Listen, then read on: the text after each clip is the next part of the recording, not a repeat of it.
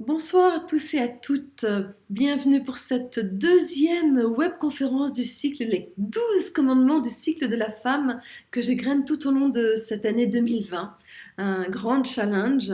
Et pour ça, je m'appuie sur le cycle de la Terre et aussi sur certains événements calendaires pour vous amener à percevoir la nuance du cycle, que ce soit le cycle des saisons, le cycle de votre vie, le cycle de la femme, le cycle de votre business, de votre relation, de l'homme, de tout le cycle.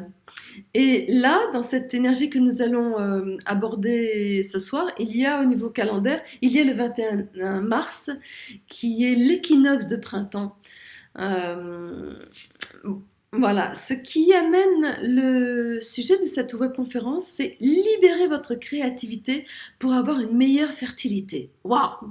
Alors, comment augmenter la stimulation de vos futurs ovules grâce à votre créativité?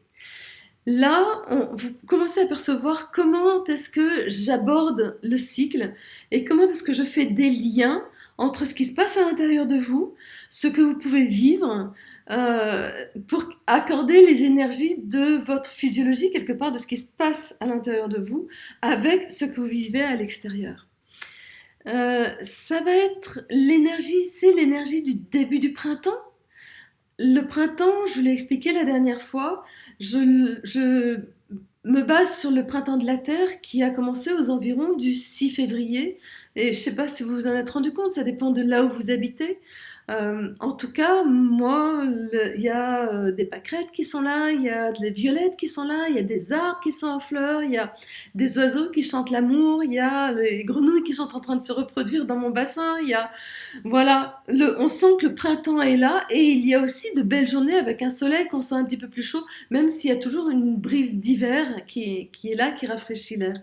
Donc on est dans le début du printemps qui a déjà bien commencé, mais on est dans cette phase qui est juste fabuleuse parce qu'elle est extrêmement bourgeonnante.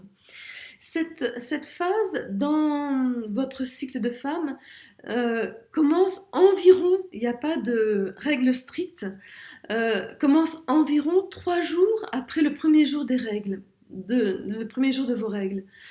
Sachant que l'énergie printanière commence de toute manière dès le premier jour des règles, puisque c'est un petit peu ce que je vous disais la dernière fois, ou ce que je vous redirai dans le dernier webinaire qui clôturera ce cycle-là, qui sera au mois de décembre, puisqu'on sera en plein hiver, donc avec le premier jour des règles.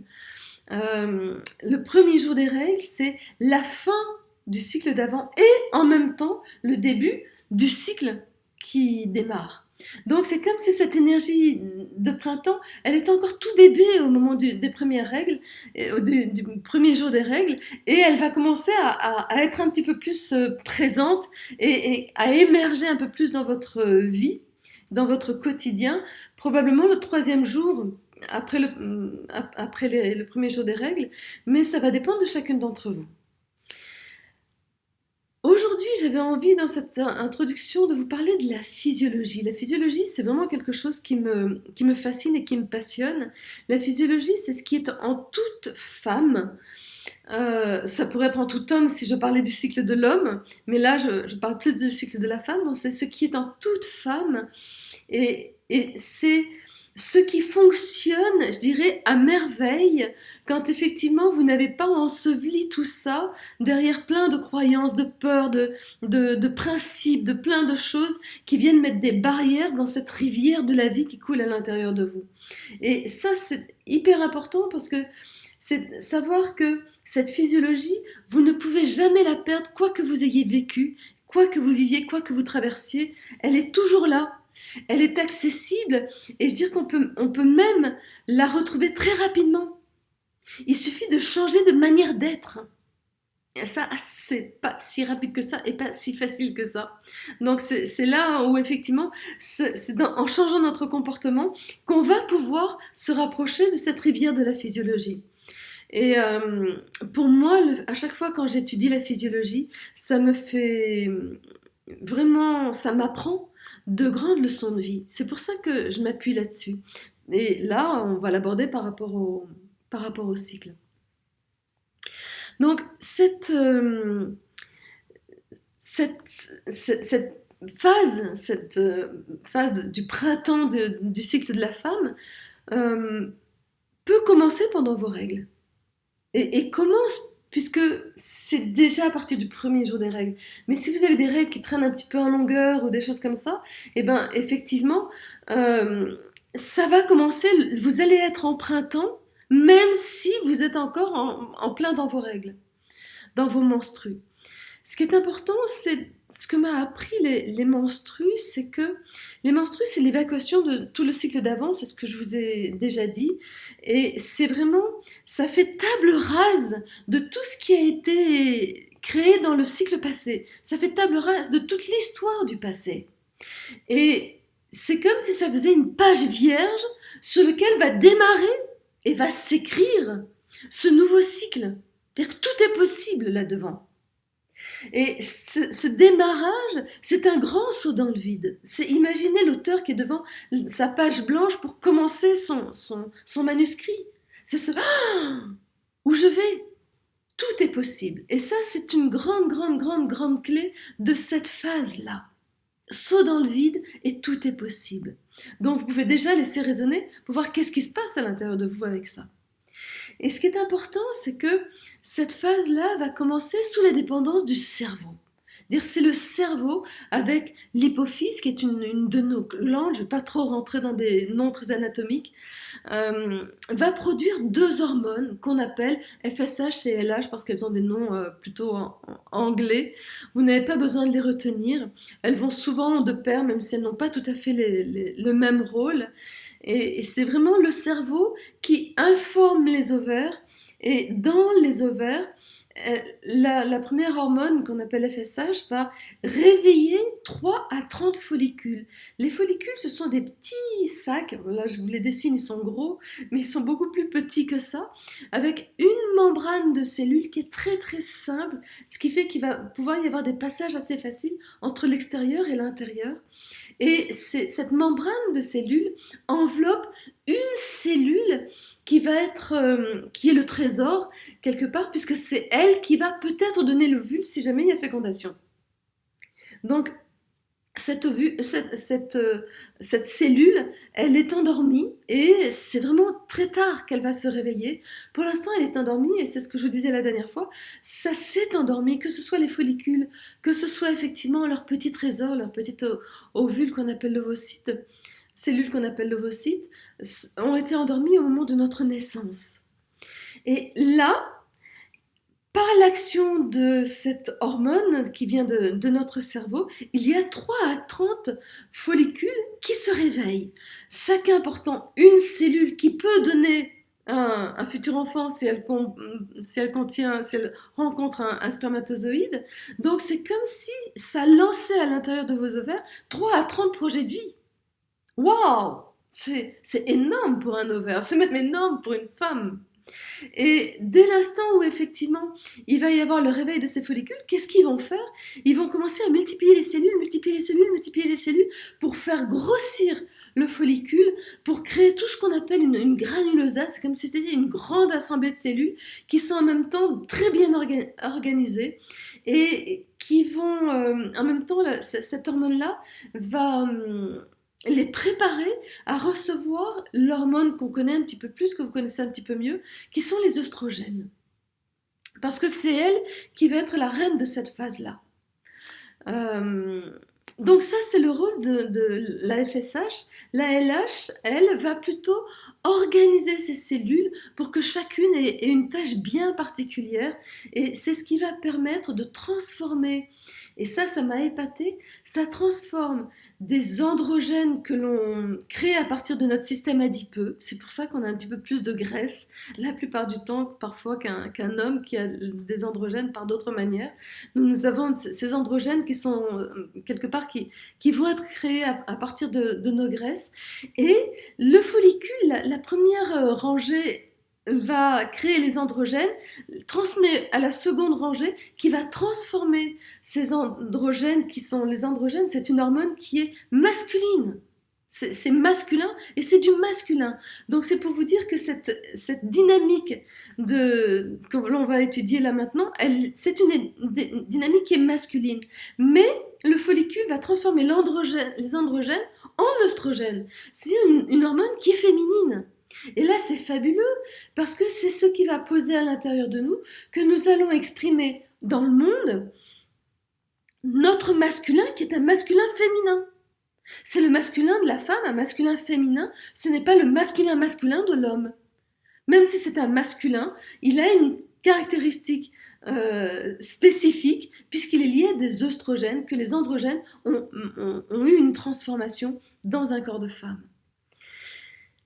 Donc ça, c'est ce qui se passe sous la dépendance du cerveau et les follicules vont commencer à sécréter des oestrogènes. Les oestrogènes, c'est une hormone qui est fabuleuse puisque on pourrait l'appeler l'hormone de l'éternelle jeunesse. Et je dirais que c'est l'hormone de l'éternelle jeunesse si on ne passe pas en force. Et si on y va avec un masculin féminin, on peut rester dans une éternelle jeunesse jusqu'à longtemps. Alors que si on y va avec un masculin comme on a trop souvent l'habitude, on passe en force et on va se casser. Donc on maltraite notre corps et il va s'user. Et cette hormone-là, les oestrogènes, maintiennent donc le corps en alerte. Ils le tiennent autant alerte, c'est-à-dire capable de faire dans la fluidité, le fait d'agir, le fait d'être en santé, qu'ils le maintiennent en alerte, c'est-à-dire en vigilance extrême. C'est comme s'il était toujours sur le qui-vive, prêt à l'action. Prêt à l'action, prêt à la réaction. Et c'est ça vous parle de cette hormone masculine qui est très vive. Vraiment je vous parlerai de la dynamique tout à l'heure, mais c'est vraiment très, très alerte dans la tête. Ça va très vite avec cette énergie-là. Et ce qui va se passer, c'est qu'il va y avoir effectivement cette sécrétion d'œstrogène qui va se faire et qui va diffuser dans le sang. Donc dans le sang, dans votre sang, vous allez avoir beaucoup plus d'œstrogènes. Et ces œstrogènes, au bout d'un moment, il va y en avoir tellement que ça va venir faire un blocage au niveau du cerveau. Votre ovaire, par le biais des follicules, va prendre la main sur le cerveau. En disant au cerveau, stop, on n'a plus besoin de ces deux hormones FSH et LH. Le cerveau, lui, il va continuer, la petite hypophyse, elle va continuer à la sécréter, mais elle ne peut plus la diffuser, comme si les oestrogènes avaient mis une barrière, et ils vont même renforcer cette barrière en demandant aux follicules de sécréter une hormone qu'on appelle l'inhibition, qui va vraiment venir renforcer ça, dire que ça montre vraiment cette notion de contrôle que va amener ces oestrogènes. Et les deux hormones FSH et LH vont être stockées dans l'hypophyse. L'hypophyse est obligée de trouver un moyen de les stocker. C'est ce qui montre que cette hormone-là, dans cette phase-là de notre cycle, c'est une phase qui peut être très proliférative, très envahissante, une phase qui est incontrôlable, comme si elle avait la main mise sur le système. Et ça, les oestrogènes l'éclairent vraiment de manière fabuleuse. Et en même temps, les oestrogènes, il y a un cercle vertueux. Et pour moi, quand il y a un cercle vertueux, il y a obligatoirement une ouverture de cœur. C'est comme si on s'entraide pour parvenir à ce qui doit se faire. Et les oestrogènes favorisent la sécrétion d'oestrogènes. Donc plus il y a d'oestrogènes, et plus il y aura d'oestrogènes. Et ça, c'est effectivement ce cycle vertueux qui va amener quelque chose de fabuleux, puisque entre les 3 à 30 follicules, vous vous rendez bien compte qu'ils sont là, il y a une excitation pas possible avec toute la création de toutes ces cellules qui sont en pleine créativité, ça bourgeonne dans tous les sens, et en même temps, quelque part, à la fin, il n'y aura qu'un seul ovule. Donc c'est comme s'il n'y avait qu'un seul projet qui allait peut-être pouvoir se concrétiser. Et ça, c'est très très important. C'est qu'il y ait effectivement comme s'il y avait une compétition entre tous les follicules en disant qui est-ce qui arrivera le premier. Mais de la même manière que les spermatozoïdes, où c'est le premier qui va arriver, qui va effectivement, pendant longtemps on a cru ça, qui va féconder l'ovule, je fais une toute petite parenthèse, non, S'il arrive et qu'il est tout seul, c'est-à-dire s'il passe en force et qu'il trace et qu'il dit c'est moi le meilleur et qu'il joue avec ses gros bras et ses petits muscles, il ne va pas être capable de faire ce qu'il y a à faire. Donc il ne va pas pouvoir féconder l'ovule. C'est parce qu'il y a de nombreux spermatozoïdes qui arrivent qu'il y en a un qui va pouvoir effectivement être choisi par l'ovule. Mais ça, on en reparlera au moment de l'ovulation. Par contre, là, c'est un petit peu la même chose. Dire que ce n'est pas le plus fort des follicules qui va gagner. Et déjà, vous vous rendez compte que c'est parce qu'ils sécrètent tous de l'œstrogène qu'ils ont fait augmenter tous ensemble le taux d'œstrogène dans le sang. Donc, qui ont permis le blocus au niveau du cerveau. Donc, il y a entraide. Et celui qui va gagner, et ça j'adore, c'est celui qui est le plus sensible. Parce que c'est celui qui va être le plus accueillant, donc là aussi il y a une ouverture de cœur, accueillant à cette hormone LH qui amène une accélération de la production d'œstrogène. Dire que plus le follicule est ouvert au commandement que lui donne LH, plus il va pouvoir devenir autonome. Plus la production d'œstrogène va effectivement pouvoir augmenter. Et ça montre qu'effectivement, cette sensibilité, c'est parce qu'il y a ouverture de cœur. C'est ça qui va permettre qu'on ne passe pas en force. C'est ça qui fait toute notre féminité. Et là, ce qui va se passer, et c'est là où ça fera la transition un petit peu avec la suite, puisqu'on va rester dans le printemps, là c'est juste le début du printemps, plus il y a d'œstrogène dans le sang, moins il y a de cette hormone LH, et ça va favoriser quelque part les follicules, petit à petit, les follicules les plus avancés, puisqu'ils sont plus à même de sécréter des œstrogènes, jusqu'à ce qu'à un moment, il n'y en ait un seul follicule qui, quelque part, prend le commandement. C'est lui qui va sécréter, comme s'il avait réussi à passer la barrière du taux suffisant d'œstrogène pour être autonome. C'est-à-dire que là, ce follicule a une confiance absolue dans sa capacité à sécréter sa propre oestrogène. Il a une confiance absolue dans le fait de retomber sur ses pattes, même si le cerveau ne l'aide pas. Et ça, c'est pas des choses qu'on cherche dans notre vie, cette confiance absolue. Et c'est ce qui parle aussi de cette saison-là, de cette nuance de la saison. Et là, au moment où effectivement il y a un follicule qui devient autonome, on est à peu près 7 jours après le premier jour des règles dans le cycle de la femme. C'est à peu près le 21 mars, au niveau du printemps, donc le jour de l'équinoxe. Et ce qui va se passer à partir de ce moment-là, c'est que comme il y a de moins en moins d'hormones du cerveau, que petit à petit il ne va plus y en avoir, tous les autres projets, tous les autres follicules vont dégénérer. Et ça sera pour le prochain webinaire. Si jamais vous avez envie d'en savoir plus sur cette magie de la physiologie, c'est ce que j'ai écrit dans mon petit livre que j'adore, qui est en PDF pour l'instant et que vous pouvez vous procurer, je vous mets le lien. La magie du cycle de la femme, avec voilà, j'ai imagé les personnages, c'est pour ça que vous avez l'ovule, vous avez l'équipe de follicules qui effectivement c'est ces petits bonshommes qui se donnent la main et vous avez l'ovule qui saute comme ça, c'est le moment de l'ovulation. Donc je me suis beaucoup amusée à écrire ce livre et vous pouvez vous le procurer si jamais vous avez envie d'en savoir plus.